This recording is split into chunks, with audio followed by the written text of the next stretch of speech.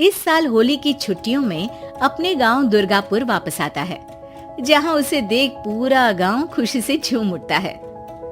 जब गया था तब इतना सा था और अब देखो कितना बड़ा हो गया है। हाँ सरपंच जी, जब मैं गया था तब आप भी बहुत जवान थे और अब देखो कितने बूढ़े हो गए हैं आप। चलो चलो बढ़िया है, बच्चा घर वापस आ गया। इसी खुशी में आज रात पार्टी होगी। क्या बात है, गांव में भी पार्टियां होने लगी। वैसे अगर पार्टी की बात है तो आज क्यों सीधा होली पार्टी करते हैं। होली पार्टी की बात सुन चहल पहल में अचानक सन्नाटा छा जाता है, जिसे देख मनोज को कुछ अजीब लगता है, लेकिन तभी सरपंच बात पलट देता है। अब बहुत देर हो गई, चलो सब अपने घर चलो, पार्टी के बारे में कल सोचेंगे। मनोज भी मम्मी पापा के साथ घर आ जाता है, पर होली पार्टी और उस पर पूरे गांव की खामोशी वाली बात अभी तक उसके जहन से निकलती नहीं।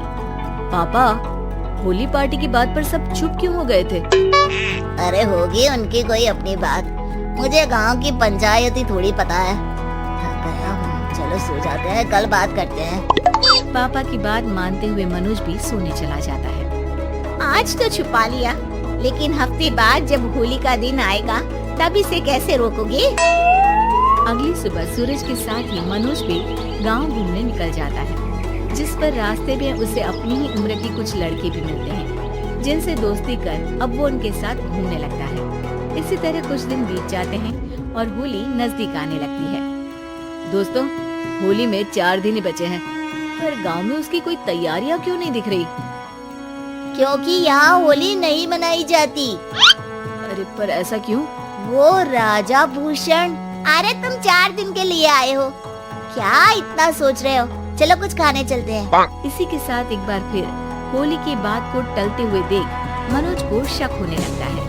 वो घर पहुंचते ही इंटरनेट पर अपने गांव और राजा भूषण के बारे में जानकारी निकालने लगता है। क्या? मुझे आज तक ये नहीं पता था। ऐसा कैसे? किसी ने मुझे कुछ बताया क्यों नहीं? सारी जानकारी लेने के बाद मनोज गांव वालों या अपने मम्मी पापा से कुछ पूछे बिना खुद ही उसकी सच्चाई के बारे में छानबीन करने लगता है, जिसके चलते वो राजा भूषण की हवेली में पहुंचता है। वाओ, क्या हवेली है यार। पर क्या यहाँ सच में कोई भूत है? हेलो भूत जी, कोई है क्या? हम इस साल गांव में होली सेलिब्रेट कर रहे हैं, क्या आप उस पर थोड़ा इंटरव्यू देंगे? मनोज के ऐसा बोलते ही गांव में तूफान उठ जाता है और हवेली में रखी सारी चीजें हिलने लगती हैं। एक अदृश्य शक्ति मनोज को धक्का देकर हवेली से बाहर निकाल दरवाजा बंद कर लेती है। ये सब देख मनोज हैरान रह जाता है। क्या अभी मुझे हवा ने धक्का देकर बाहर निकाल दिया? मेरे होते हुए इस गांव में कभी होली नहीं मन सकती, इसलिए दोबारा ऐसी कोशिश भी मत करना, अंजाम बुरा होगा।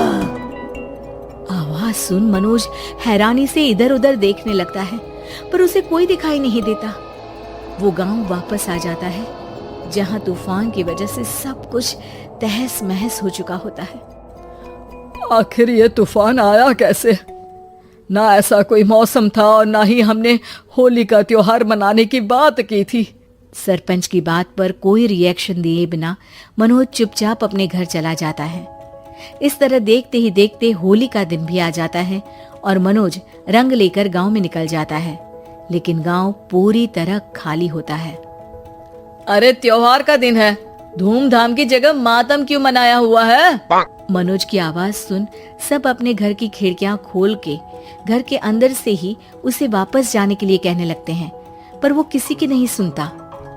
तुझे पहले भी समझाया था, अगर होली खेलने की कोशिश भी की तो अच्छा नहीं होगा।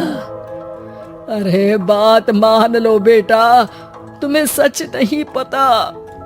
मुझे सब पता है। सालों पहले इस राजा ने एक अंधविश्वास फैलाया और आप लोग आज तक उसे मानते आ रहे हो।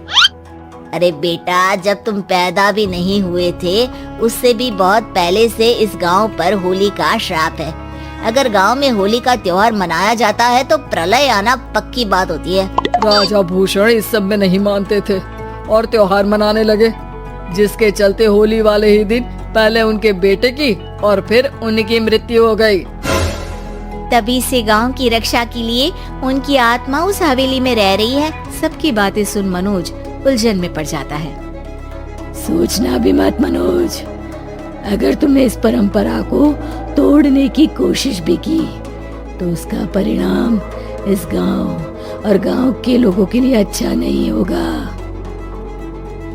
मुझे भी यकीन नहीं हो रहा कि आप लोग एक बेतुकी बात को मानकर सालों से रंगों के त्योहार को मातम की तरह मनाते आ रहे हो। मनोज किसी की कोई बात ना मानते हुए पूरे गांव में रंग बिखेर देता है, जिसके तुरंत बाद वहां तूफान के साथ बिजलियां गरजने लगती है। अचानक मौसम में ऐसा बदलाव देख जहां मनोज कंफ्यूजन में आ जाता है, वहीं गांव वाले डर से सहम जाते हैं।